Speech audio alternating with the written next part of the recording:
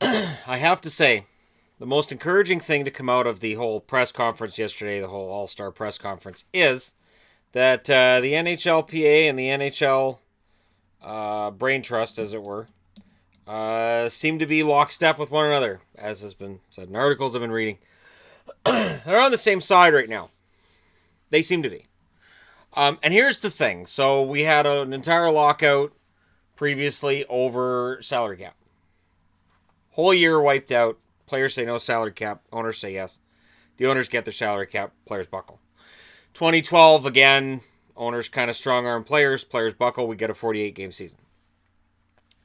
Now, it's been a while since we saw an actual agreement without a lockout or a strike, because there was a 10-day strike by players at one point.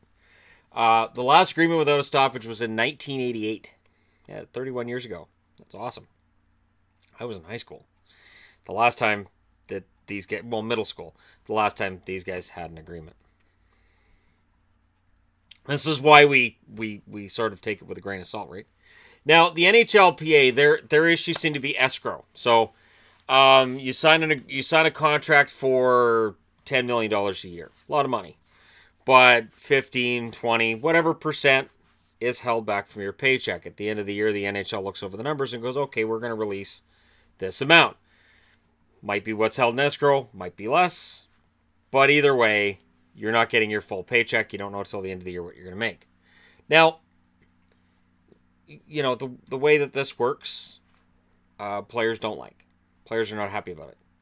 And so there's some talk about whether or not the escrow amounts are going to be worthy of going to a strike over. And I can't see players going to a strike over escrow. I just can't. Because there's a publicity side of this. There's a public eye side of this. And I think social media might be playing more of a role now than ever. Neither the players nor the owners want to look too greedy. On the NHLPA side as well as the Olympics. They want to go to the Olympics. The players want to go to the Olympics. The NHL doesn't want the headache of shutting down for weeks and going over and playing the Olympics. They don't want it. It doesn't do them any good. Players get injured. The NHL doesn't see that there's any value to it. Because when you think about it, which non-traditional countries have picked up hockey because of NHL players being at the Olympics? I would argue that really hasn't happened. Obviously, you know, Canadians, Americans, any European countries where hockey's big, they'll watch it. But in terms of actually growing the game, it's been limited. The NHL seems to be of the mind that growing the game is better suited by them playing exhibition games and regular season games overseas to help grow interest in the game and in the National Hockey League in particular. Now, on the NHL side, they seem to be concerned with contract length and signing bonuses. Signing bonuses are completely out of control, and they give an advantage to certain teams. Now, people have mentioned taxes and whether or not there might be some sort of an allowance where if my city pays more tax than, say, Florida, do I get some sort of a different cap amount than does Florida due to state income taxes? I think that ends up in this whole mire. I think if you're going to have a salary cap in one city of 80 million and another city of 75, I think that just opens up a whole other realm of problems. So while I admit, yeah, no, the difference between the taxes in Toronto and Florida and Dallas, it's apples and oranges. It's just that's the way it is. It's the way it's always been. That's the way it is. Does it give an advantage to a team in Tampa? Absolutely. Is that one that the NHL is going to want to close up? Not really. And the other part is that let's say you're from Toronto. You're a Toronto owner, and you're going, man, you know, we can't afford to do what Tampa's doing because the take-home pay for these guys who have technically a lower contract, they're still taking the same amount of money because of the way their contracts are structured and because of local taxes. I can't compete. So maybe you want to go to a fight on this. Well, then you have to have a majority of owners go along with you. And I can't see there being an appetite for a majority of owners to go along with you and fight over taxes with certain cities. So I can't see that being something that owners are going to look at and go, okay, we're going to have a labor stoppage over this. Because again, you know, your whole public opinion thing can be swayed by, are you the reason for the strike? Are you the reason for the lockout? Are you the reason we're here? Now, Seattle's something that both sides can agree on. On the NHL side of things, that's $650 million in the bank in 2020. And for NHL players, that's more jobs. That's 23 more guys at the NHL level. You can bet on probably 35 more jobs overall, I would say, estimate. You know, when you factor in injuries and guys coming in.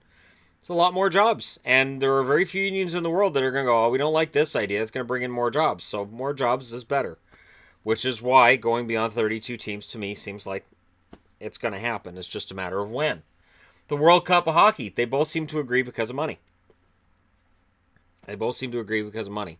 And to me, the number one reason I could see this being resolved and not going to some sort of a nasty place, and I think the reason that everybody's so happy and they're all getting along at all these meetings, rising cap, rising revenues. Everybody's making more money, which means that back in 2004, everybody lied to us, the fans. Remember 2004? Oh, I remember. I remember the owners coming out and going, fans can't afford to go to games. These players are so greedy. You know, ticket prices are insane. This is ridiculous. And I remember players coming out and saying, hey, we want to be treated fairly, and we agree that ticket prices are way too high, but we think that a fair market will help regulate everything, and everything will just regulate itself. Doesn't make any logical sense, but both sides were arguing that for the fans. We're doing this for the fans. No. Turns out when both sides are making a ton of money, it's not about the fans. It's never about the fans. And so when they come out publicly and they say, we're doing this for the fans, they're lying to you. Whether it's the owners or whether it's the players, they're lying.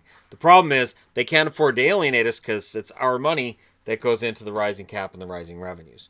Whether it's in concessions, whether it's in ticket prices, whether it's in parking, whether it's in whatever cost is out there that they're making revenues on, that expense, for the most part, the fans.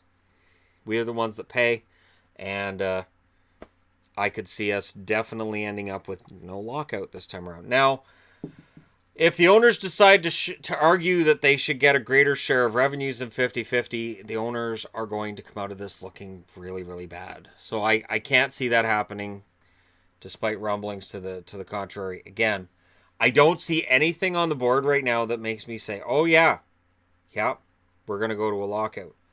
The meetings that have been had between ownership and the NHLPA have been constructive so far.